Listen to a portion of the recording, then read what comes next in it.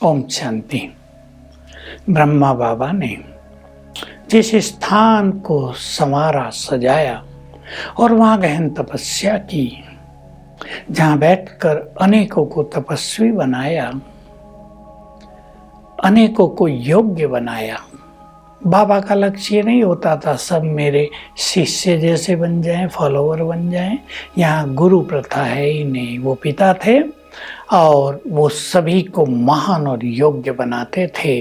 वो कहते थे मेरे सभी बच्चे मेरे समान महान तपस्वी, निरंकारी, संपूर्ण पवित्र, शक्तिशाली, बहुत स्नेही बन जाएं।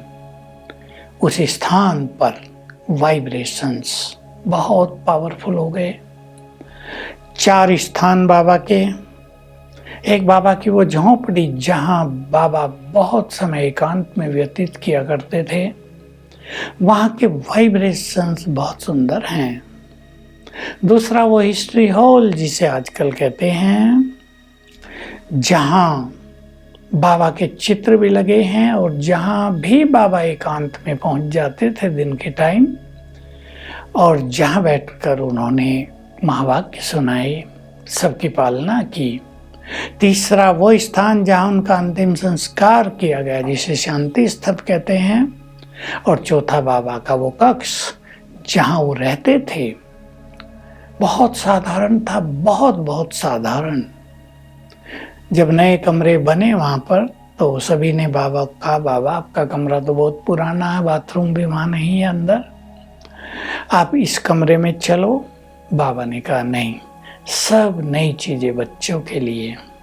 बाबा का तो रथ भी पुराना है और बाबा बूढ़ा भी हो गया है, बाबा तो पुराने में ही रहेगा, वहीं अच्छा लगता है बाबा को।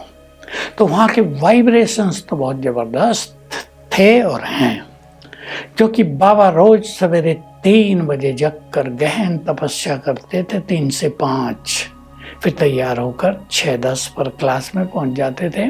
टाइम के इतने पंचुअल थे कि लोग अपनी घड़ी मिलाया करते थे।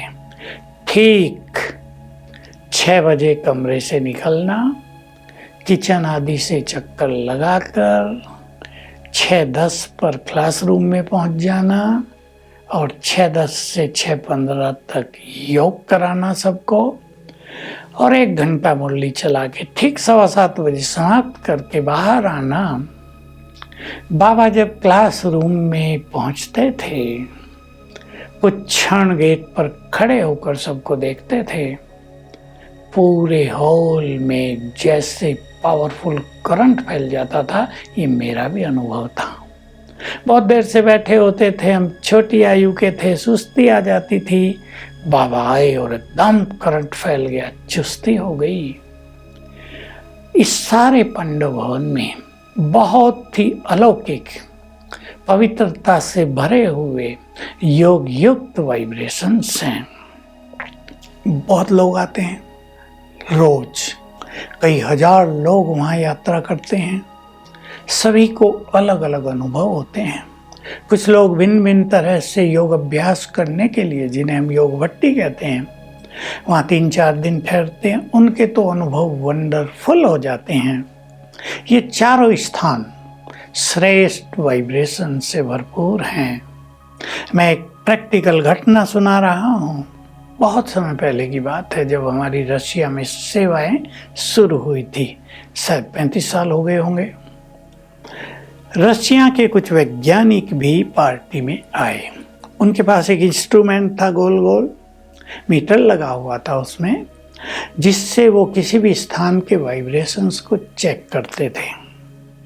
उन्होंने सब कुछ चेक किया और फिर अपने अनुभव सुनाए। वो मैं आपको सुना रहा हूँ कि जैसे वो अब रोड पहुँचे तो उनकी सुई जो थी वो आगे बढ़ने लगी। जैसे वो नीचे से पांडव भवन की ओर आए, वो आगे बढ़ती रही और पांडव भवन में आते आते काफ़ी आगे बढ़ गई। और जैसे वो बाबा के रूम के पास पहुँचे, उस कांटे ने जोर से टक्कर मारी आगे, लास्ट में टूट गया। यानी वो उसको नाप नहीं सकता था। फिर उनको और भी ज्ञान था, साइकोलॉजिस्ट भी थे सब। उन्होंने महसूस किया यहाँ की वाइब्रेशन संसार में सबसे अधिक पावरफुल हैं। फिर उन्होंने बताया कि शांति स्तंभ से और बाबा की जो झोंपड़ी है, ये जो रास्ता है 8-10 फुट का, 12 फुट का, इसमें संसार के सबसे अधिक पावरफुल वाइब्रेशंस हैं। ऐसे वाइब्रेशंस संसार के किसी स्थान पे नहीं हैं, चाहे कोई कितना भी होली प्लेस है, तीर्थ है लोगों के, भिन्न भिन्न धर्मों के, यहीं सबसे पावरफुल वाइब्रेशंस हैं। क्यों? हम सब समझ गए। संसार की वो महान तपस्वी आत्मा यहाँ विचरण भी करती थी और चारों स्थान पर, 3 स्थानों पर उन्होंने बहुत तपस्या की और चौथे स्थान पर उनका अंतिम संस्कार किया गया। हम लोग बाबा के शांति स्तंभ पर, उसका नाम शांति स्तंभ है, 4 स्तंभ बनाए गए। शांति स्तंभ, शक्ति स्तंभ, पवित्रता का, शक्तियों का। तो सभी वहाँ बैठते थे योग में और वहाँ योग बहुत ही सहज लगता था। मैं तो गर्मी के दिनों में तो वहीं बैठा रहता था, बहुत देर रात तक भी। अंदर घूमने की तो मनाही थी, उसके चारों ओर घूमते रहते थे। बहुत ही अच्छा लगता था, बहुत ही गहन शांति, मन की एकाग्रता वहाँ पर फील होती थी।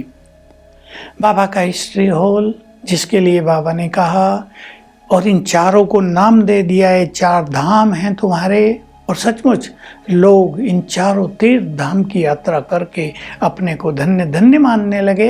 हिस्ट्री हॉल में जाते हैं, बाबा की सारी कहानी के फोटोज लगे हुए होते हैं। उनमें जब हम रमण करते हैं तो व्यर्थ संकल्प समाप्त हो जाते हैं। भिन्न भिन्न स्थानों का भिन्न भिन्न महत्व हो गया। बाबा के रूम में तो निरंतर योग तपस्या चलती है। हमेशा 10-20 लोग वहाँ बैठे ही रहते हैं योग तपस्या में। जिसका योग नहीं भी लगता, उनका वहाँ योग लग जाता है। बहुत लोग, बाबा का तो देखो सामने चित्र ही है, कोई बाबा तो नहीं है, बाबा की बेड पड़ी है, नीचे गद्दी लगी हुई जहाँ बाबा सारा दिन बैठते थे, पत्र आदि लिखते थे, बच्चों से मिलते थे। लोगों को ऐसा लगता है कि बाबा उनसे बात कर रहा है। कईयों को अनुभव होता है बाबा की पलकें झपक रही हैं, बाबा दृष्टि दे रहे हैं प्रैक्टिकल में। बहुत पावरफुल वाइब्रेशंस। मैं तो जब तक वहाँ रहा, रोज घंटों घंटों वहाँ बैठा और योग के सुंदरतम अनुभव वहाँ हुए।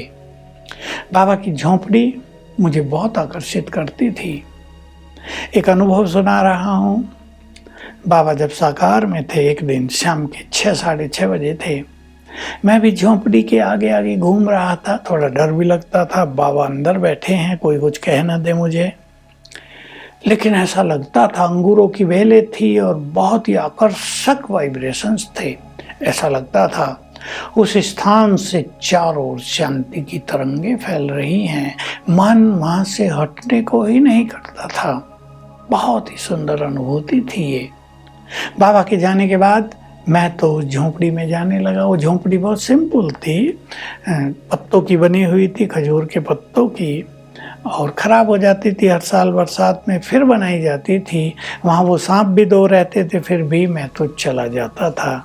वहाँ एक ही बल्ब लगा था केवल झोंपड़ी के अंदर, बाकी कहीं लाइट नहीं थी। लेकिन वाइब्रेशंस अति आकर्षक, मन भावन होते थे। तो ये पांडव भवन सर्वश्रेष्ठ वाइब्रेशन से भरपूर, जिसके लिए बाबा ने कह दिया था, ब्रह्मा बाबा ने ही नहीं, शिव बाबा ने उनके तन में बोल दिया था कि ये स्थान आगे चलकर महान तीर्थ बनेगा। सारे संसार के लोग यहाँ पर आएंगे। इवन एक गुह्य रहस्य भी बता दिया था। सभी धर्मों के धर्म पिता जो भिन्न भिन्न साधारण रूप में हैं इस धरा पर, वो भी यहीं से अंतिम शक्तियाँ लेने आएंगे, ताकि वो अपने अपने समय पर धर्म की स्थापना कर सकें। तो ये ऐसे स्थान पर रहने का हमें सुंदर अवसर मिला। हम भी धन्य हो गए और जो आ रहे हैं वो भी धन्य धन्य हो रहे हैं। ओम शांति।